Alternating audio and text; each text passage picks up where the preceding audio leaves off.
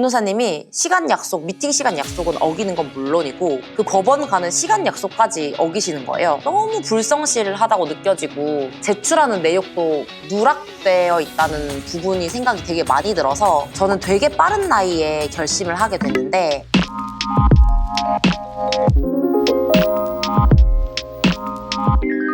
안녕하세요 여러분, 곽세무사입니다. 오늘은 세무사 공부법에 대해서 한번 논해보려고 하는데요. 제가 이렇게 엉망진창으로 보여도 꽤 빨리 공부해서 꽤 빨리 붙었거든요. 근데 그 당시에는 치열하게 공부도 했었던 것 같은데 할 말도 되게 많을 것 같고 공부 어떻게 하셨어요? 뭐 꿀팁 있어요? 라고 하는 질문들을 꽤 받아서 단편으로 끝날 것 같진 않아요. 세무사가 결심하게 된 계기, 공부 기간이랑 공부 장소랑 공부 시간, 수강 수업 순서, 수강 내역 및 소개랑 상세 공부 방법까지 한번 휴식 순서로 해서 소개해보려고 합니다.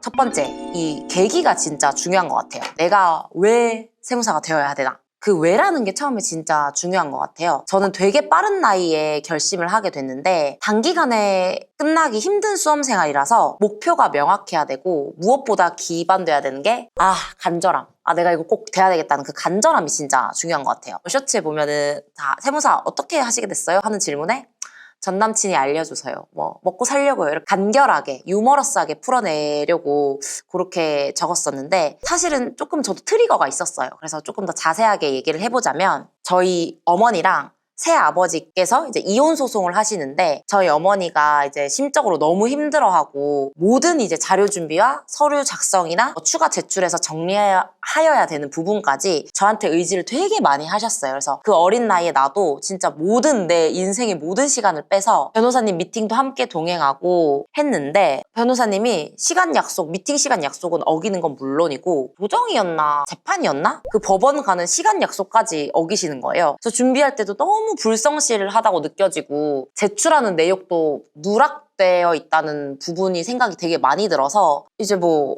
소장 쓰신 내용이나 내용은 이런 것 좀 추가해줬으면 좋겠고 이런 내용은 요청해서 제가 보냈는데 확인이 안 된 것 같고 반영이 덜 되어 있고 뭐 이런 것들 업무적인 부분을 좀 요청을 드렸어요. 저희 어머니가 일단 그 당시에 되게 많이 힘들어 하셨고 뭔가 자존감도 되게 많이 떨어져 있는 상태에서 얘기하는 것조차 되게 힘들어 하셨거든요. 제가 좀 의지를 많이 하셨으니까 요청을 드렸어요. 그 당시에 맡아주셨던 변호사님이 미팅 때 저랑 저희 어머니 있는데 딱 제가 옆에 있는데도 저희 어머니한테 따님이 참 똑똑하시네요. 훌륭하시네요. 이러는 거예요. 그러면서 뭐 하시는데요? 이렇게 얘기를 하는 거예요.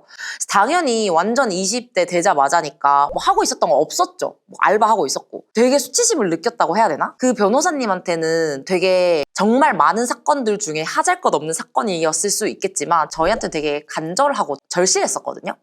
그래서 진짜 내가 전문적인 지식을 좀 가진 사람이 되어야겠다 이렇게 생각을 하고 내가 혹시 어느 분야의 전문가가 될 수 있으면 내가 도움을 줄 수 있는 사람들한테는 이렇게 하지 말아야지 라는 좀 결심을 하게 된 것 같아요. 내가 어느 자리에서 이야기를 했을 때 나의 말에 조금 힘이 실리는 사람이 되고 싶다라는 생각이 들었던 것 같아요. 무시받는 느낌과 그 수치심과 그 우울감과 그 기분을 안고 집으로 돌아간 그 택시 안이 저는 아직도 생생하거든요. 그러면서 이제 그때도 이제 나 진짜 뭐 먹고 사냐 막 고민하던 차에 이제 악착같이 알바 열심히 해서 모았던 돈으로 용기를 내서 시작을 한 거죠. 어차피 가진 돈도 없고 나한테 기회는 진짜 딱 한 번이다 라는 생각으로. 그러면서 이제 공부를 시작하게 됩니다. 저는 이제 계기에서 넘어가서 두 번째. 그래서 공부를 시작하게 된 게 이제 공부 시간, 공부 및 장소, 공부 기간을 이제 간략하게 말씀드리면 저는 1년 정도 공부를 했고 1차 시험과 2차 시험을 같은 해에 붙는 생동차 합격생으로 수험 기간을 마무리했습니다. 뭐 길진 않았죠. 준 공부 시간은 평일로는 한 12시간에서 14시간. 그리고 토요일은 아침 8, 9시에 시작해서 저녁 7, 8시까지 마무리하고 일요일은 이제 학원에 가지 않았기 때문에 일요일 오전은 쉬고 오후 4시부터 한 10시 정도까지 공부하는 것을 목표로 삼았습니다. 공부 장소는 무조건 학원 자습실, 월에서 토요일까지 학원 자습실을 갔고요. 일요일에는 학원까지 갈 그 시간이 없어서 근처 카페에서 우아하게 차 한 잔 마시면서 공부를 했습니다. 저는 집에서는 이 소파 밑에 앉아서 이제 TV 보고 이제 들어눕고 하는 게 너무 습관이라서 내 자신은 믿을 수 없다. 그래서 오케이, 의지를 돈으로 사야겠다. 없는 돈 끌어모아서 사야겠다 싶어서 일단 학원으로 무조건 나갔고 그 집으로 나아갔을 때 집으로 돌아올 수 있는 거리는 안 됐어요. 그러니까 50분, 1시간을 지하철을 타고 나가야 내가 공부를 하고 돌아오기 때문에 꼭 공부 장소는 좀 멀리 있는 곳에서 공부를 하다 보니까 이제 자습실을 선택을 하게 됐고 학원에서도 스터디 카페가 있거든요. 개인 자습실 공간이 있었는데 그 돈 내야 되더라고요. 그거 너무 비싸가지고 못 해가지고 어차피 개인 자습실에 사람들 많이 있으면 시선도 있잖아. 그러니까 내가 쪽팔려서라도 공부를 하게 된단 말이지. 딴짓 못하고. 그래서 그냥 넓은 강의실을 쓰는 그 자습실을 이용을 했습니다. 그리고 간혹 가다가 진짜 너무 힘들고 지치면은 스터디 카페 1일권을 끊어가지고 분위기를 좀 약간 바꿔가면서 환기시켜가면서 공부하려고 했고 공부 시간은 뭐 제가 뭐 12시간, 14시간 말을 했잖아요. 근데 이제 다른 영상들 보면서 쓸데없이 그 스탑워치 재지 말아야 했는데 전 스탑워치를 너무 사랑했어요. 공부한 시간 무조건 틀어서 내가 이만큼 공부했지 하면서 매일매일의 이제 양심의 기준 내가 이 스탑워치를 사용을 했던 것 같아요.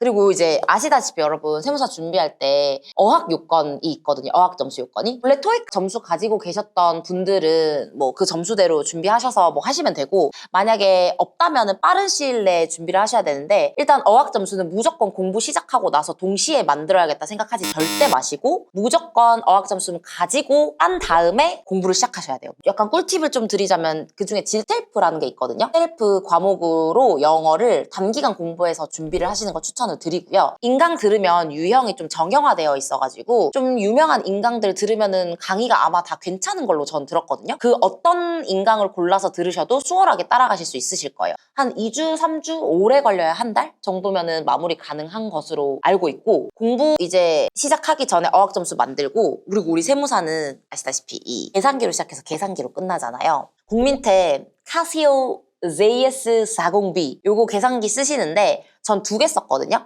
그래서 손에 익게 하기 위해서 하나는 학원에 두고 하나는 집에 두면서 왔다 갔다 하면서 2차 시험 때 혹시 모르는 상황에 대비해서 2개 가져간다고 이미 생각을 하고 있었기 때문에 계산기 2개를 사용했습니다. 그러면 이제 딱 준비하셨으면 공부할 준비는 끝나신 겁니다.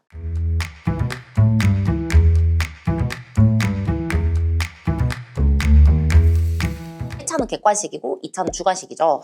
1차 준비를 저는 하면서 2차를 같이 했는데요. 강의를 이제 첫 번째 스텝, 개념서 정리와 살짝 심화 과정을 곁들인 거를 준비를 합니다. 한 6개월 정도요. 그리고 두 번째 스텝이 시험 다가오는 약 3개월, 객관식 시험 1대 2차 과정도 같이 준비를 하면서 모의고사를 병행을 했거든요. 강약을 주어서 준비를 하는데 이때 객관식 준비할 때 2차 준비한다고 이걸 내가 해야 되나 하는 자괴감이 좀 많이 들었어요. 하나도 모르겠고 계속 틀리는데 이거 내가 같이 할 수 있나라는 고민이 많이 들었는데 추후에 2차 한 3, 4개월 준비 과정 들어가시면 이 과정이 저한테 정말 많이 도움이 되셨다는 거를 저는 추천드리고 싶어요. 힘들지만 악착같이 하는 거. 그리고 이제 1차 시험 후에 약 일주일에서 뭐 2주일 뭐 요 정도 쉬고 난 다음에 2차를 이제 빡세게 몰아서 준비를 하게 됩니다. 약 한 3, 4개월 정도 됐던 것 같습니다.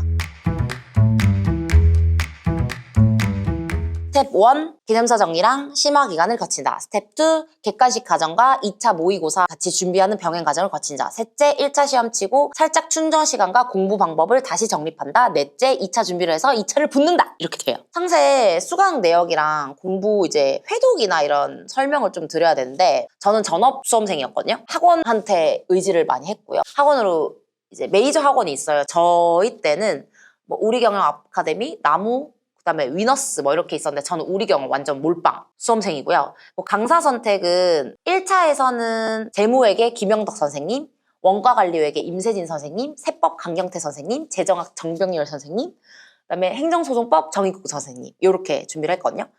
그래서 1차가 개념이랑 심화랑 같이 들어가기 시작합니다. 이제 1편에 제가 과목별로 막 너무 세세하게는 말씀을 못 드려서 뭔가 일단은 기본적으로 준비했던 과정들을 말씀드리고 그 다음에 공통적으로 내가 지금 돌이켜서 생각해보니까 공부 때 이렇게 하는 습관들을 가졌더라고요. 그거를 좀 총합쳐서 정리를 해봐드리려고 해요. 그래서 1차 이제 개념서랑 심화 기간 때 했던 게 이제 재무회계. 수업 시간에 1회독이 진짜 제일 중요했던 것 같아요. 완전 무아지경으로 선생님의 수업에 빠져들어야 됩니다. 말문제랑 계산 문제의 강약을 선생님께서 알려주시면 그대로 따라하시면 되거든요. 특히 이제 선생님만의 뭐 풀이법으로 그림을 그려서 막 이렇게 점을 찍어서 밑으로 내려갔다가 이렇게 그래프를 그려서 하는 그 좀 특이한 풀이법들이 있어요.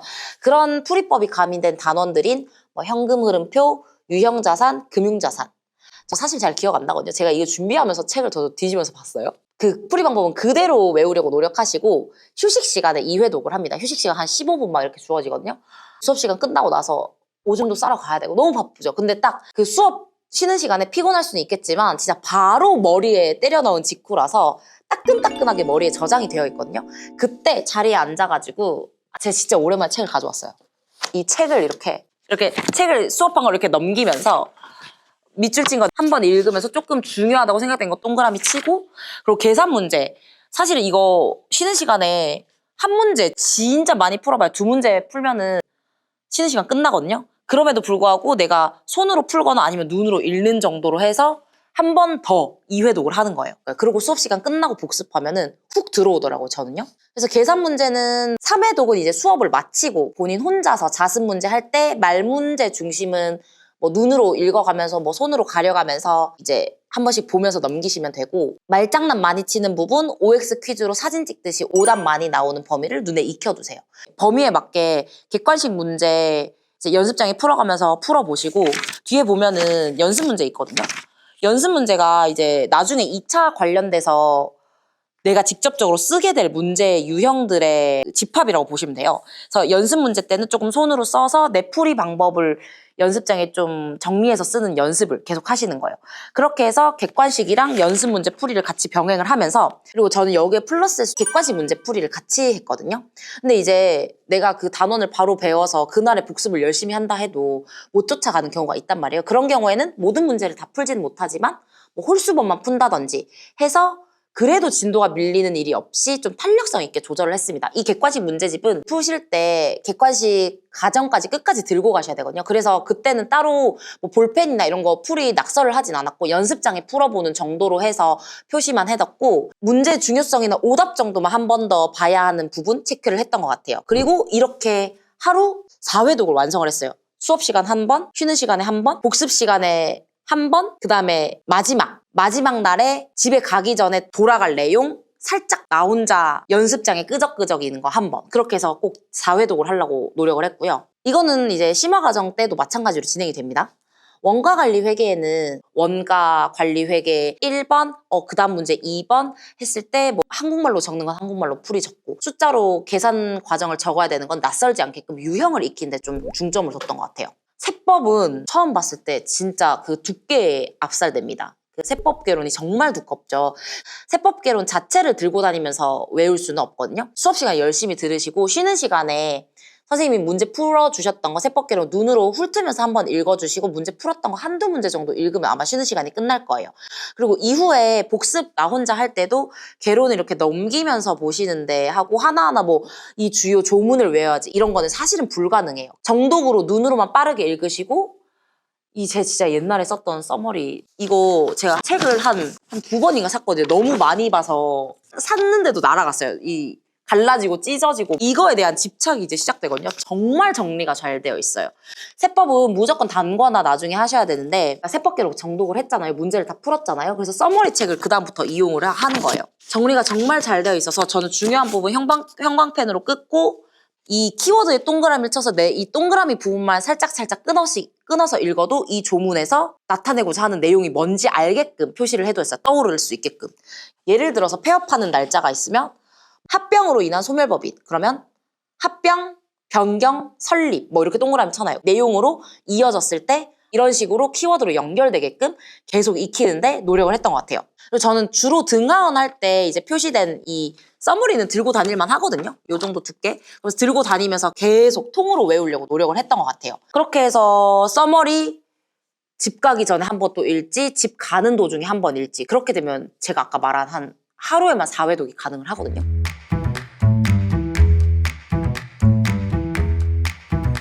대정학이나 행정소송법은 따라가시는 대로 따라가시면 돼요. 행정소송법 같은 경우는 제 기억이 나는 게 수업 시간에 그냥 선생님이 말씀해 주신 것만 따라해도 이게 상식적으로 되게 이해가 가서 따로 볼 필요가 없었어요. 그냥 객관식 준비할 때 막판에 뭐 한 달 전에 봤나? 이 행정소송법 수업이 항상 저녁 시간 전에 이루어졌거든요. 그러면 행정소송법 수업 듣고 저녁 먹으면서 한 번 훑으면서 읽으면 그때는 그냥 그 복습으로 끝. 그리고 오후에는 이제 무조건 초점을 맞춰야 되는 게 회계랑 세법에 초점을 맞춰서 공부를 했던 걸로 기억이 기억이 나요. 모의고사를 도중도중 학원에서 보거든요. 등수랑 이런 거에 연연할 필요는 없지만 전 진짜 연연했어요. 그래서 모의고사 범위에 맞춰서 공부 진짜 그때 또 회독한다 치고 공부 열심히 하고 점수랑 그 문제 보면서 또 그 단원에 대한 문제로 회독을 또 늘리는 거죠. 오답풀이 하면서. 그렇게 해서 이제 개념서 과정의 그 시기를 마무리했던 것 같고요. 이제 심화 단계는 또 심화랑 객관식이랑 모의고사 단계는 그 뒤에 조금 더 설명을 한번 드려보도록 할게요. 공통으로 적용됐던 공부 방법이나 포스트잇이나 이런 걸 한번 보여드리고 싶거든요. 2차 시험장 당일 날 때까지도 한번 볼 수 있는 내용들이 될 수 있으니까 그 뒤에도 한번 봐줘 봐봐요. 구독, 좋아요, 알림 설정. 안녕.